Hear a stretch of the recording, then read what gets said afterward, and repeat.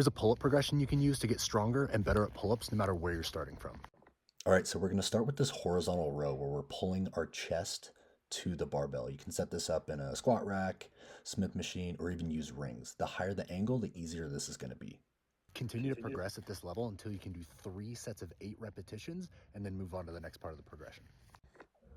As you progress, you're going to move the barbell closer and closer to the ground so your body becomes more horizontal.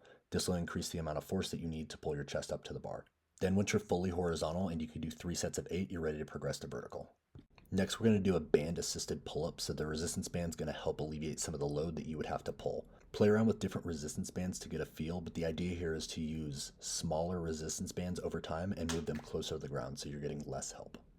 This is also a perfect time to start training overhand, underhand, and neutral grips.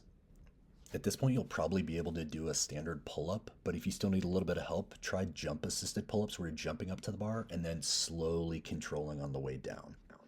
At this point, progress up to 3 sets of 8, and then you can actually start adding load. There's 2 ways to do this. The second one shown here is my personal favorite, where you're essentially tucking a dumbbell in between your legs, squeezing it between your legs, and then using the bend of your knee to hold the weight up. So if you look at how I'm doing this here, I'm going to squeeze my knees in to pinch that dumbbell, cross my legs over, and then the rear leg, that knee's going to bend, so the dumbbell is essentially sitting there on my rear leg.